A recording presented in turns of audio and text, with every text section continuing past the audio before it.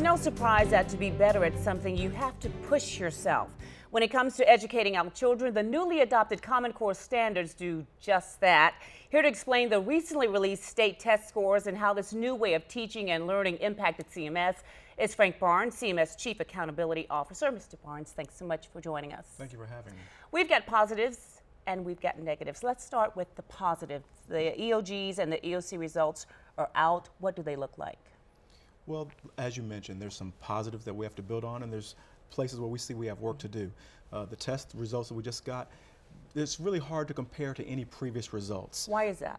Well, it's really not an apples to apples comparison. One thing is we have a set of standards which are higher and more rigorous. That's a good thing. Okay. These new standards are going to help prepare our students for college and career. But in addition to those higher standards, we're talking about exams which were more rigorous. They demand more of our students, which is also a good thing. But also when you add that, we have higher scores that were needed to show proficiency. So a student could actually score the same as they did on the last exam. They wouldn't have been proficient. The score had to be higher. And then we have an opportunity where in the past where students, if they didn't do well, could have had a retest. This year they don't have an opportunity to retest it. So when you look at higher standards, more demanding exams, a need for a higher score to show proficiency, and the absence of retests, you have a new set of conditions. And even under those conditions, I say we have some points of pride and promise, but we still have some work to do. Scores, of course, not necessarily where we may want them to be. How do we get there, and what does this say about students and teachers in CMS? I think the first thing we have to recognize that even if students didn't perform as well as they wanted to or we want them to, the performance doesn't mean that students learn less or they're losing ground. What students are doing is they're transitioning to higher standards on a more demanding exam. What we need to make sure that we're doing is not teaching to the test, but teaching to the standards worthy of our kids. Being able to provide this kind of support we need at school level, be it for teachers, principals, teaching staff, to be able to help our students make that transition successfully. Now, when people look at results and they may see a negative or is not what we expect or want it to be, they may panic. Is this a crisis or some type of emergency that we're in? I really want to paraphrase a colleague, Denise Watson. What she said is that we have a state of urgency, but we don't have a state of emergency. One thing I'm particularly happy about is that 81% of our schools either met or exceeded the expected growth for their students. That shows that they are still getting at least 1 year of instruction for one year of growth, for 1 year of instruction or more. That's one of the things we're looking for. So I'm excited about the direction we're going, but we have work to do, and I'm happy that we have a strong foundation to build on. And one thing I want to interject here too is, as we look, my colleague said it's hard to compare our results this year to last year, different standard, different tests. So what we can look at is what's happened to other states that have adopted these new Common Core standards and assessments. In every state, Kentucky, Florida, Tennessee, New York recently, these scores, a number of students gaining proficiency fell as much as they did in North Carolina, in some cases even more. What we were heartened by in our school district is that our students actually outperformed the state. And that happened in every category, that happened in all the different subject areas, and that's the first time that's happened in quite a number of years in Charlotte-Mecklenburg schools that we actually outperform the state. So as Frank said, we have areas that we can look to and have foundations to build off of, and also areas that we know we have work to do. Is one more important than the other when we look at growth and proficiency? Is one weighed more? The state was going to weigh proficiency more. As a community, we need to look for both of those elements. Okay. So no matter how far a student is from proficient or beyond proficient, you want even our highest flying students to be able to show 1 year of growth for 1 year of instruction. So we really need both. Okay. What about the achievement gap? Let's talk about that. What do the numbers look like with the results from the Common Core test with the achievement gap? Gotten bigger, smaller? The results show that we do have an achievement gap between different racial groups, and that's something we need to resolve. But I think one thing we need to keep in mind is that no subgroup had 100% of the students reach proficiency.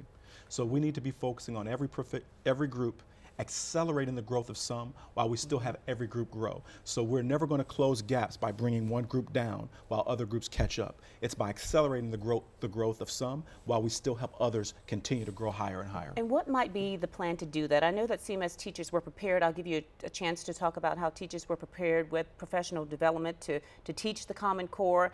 And are they being even more prepared to close that achievement gap? we've already done a lot of groundwork with helping to build the content expertise of our teachers to be able to focus on the quality of instruction, but we've only had these results for about a week, and in some cases only a week and a half as a central office. So we want to really dig into this data, be able to do a root cause analysis, not looking at symptoms, but looking at root problems of things we can do systemically. But no matter what we do, it's going to look different from school to school based on what are the needs of those students and what are the assets to build on in those individual schools. Now, of course, students who took this test last year have moved on to a higher grade. What happens to them now? The scores have come out. Do we send them a letter and say you didn't perform? What happens to that student, and even those who've already graduated from CMS who may not have done what we thought they should have done on these tests? Well, I think the one thing we need to keep in mind as both parents, I am a CMS parent, and as educators, is we never make a decision about a student based on one single test score. And we aren't going to do that moving forward. What we need to do is first we're going to inform families of how individual students did and make sure those things go home so people can know and have that understanding. And what do you say to those parents when those letters do come home? Because some people may be surprised, their feelings may be hurt, a lot of emotions are tied to numbers. I think the first thing you want to say is repeat again. Just because some of the scores are lower than we might want them to be, it doesn't mean your child learned less. It doesn't mean they lost ground. What we want to say is, and I'm going to, in all due respect, steal an analogy of Dr. Morrison, is that we were asking students to run a race, say a mile-long race, and we gave them 4 minutes to run that mile. Now with this new set of standards, we're asking them to run a 1.5 miles in the same amount of time. We've also said the terrain is a little bit different. Some places it's rocky, other places it's hilly. So we're asking students to do more, demonstrate they're doing more, but the same amount of time. Is it fair to do that? I think it's fair for this reason.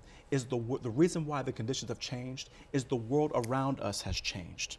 And so in order for our students to be ready for a career, whether it's right out of high school, or if it's after 2 years of college, or 4 years of college or trade school, more is being demanded of them to be prepared. So we need to prepare them for that higher standard. I don't think it's fair if we just push them out there and say, do your best. Right. What our role as a caring adults, whether we parents, caregivers, community partners, educators, is to prepare our students for those higher standards that are worthy of them. And you mentioned multiple measures, and I'll let you address that. Of course, students are tested throughout the year in various ways, so we don't put all of our eggs in one basket at the end of grade for the EOC or ERG.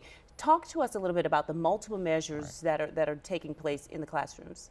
Well, I think it's all across our state and in Charlotte-Mecklenburg schools. When people say, how are things going in North Carolina? We have some of the highest graduation rates in the country. Just recently released international tests that put North Carolina and CMS very favorably compared to other states across the country and other countries that we get compared to in terms of needing to improve the quality of overall education. SAT scores in North Carolina and in Charlotte-Mecklenburg schools were up this year. More students taking advanced placement courses in Charlotte-Mecklenburg schools while maintaining passing scores above the national average. So you have to look at multiple measures. This is one measure. It's an important measure. It's the first time we've assessed this way. And now that we're in this period of transition, every time states have done this, there's been a period of transition, and then you have a foundation to build on, and we will build on it. Okay. Frank Barnes, I'm going to give you the last word on this. Anything else that you want to say, anything that you could remind us of, positive or negative, that we need to keep in mind? I think the thing we want to keep in mind is that we're asking our students to do more because more is being asked of them. And that just because where we're starting, it's not where we're going to end. That we have to work together collaboratively as families and educators and community partners to support our students so they can be successful when they leave us. Okay, thank you very much. Very insightful.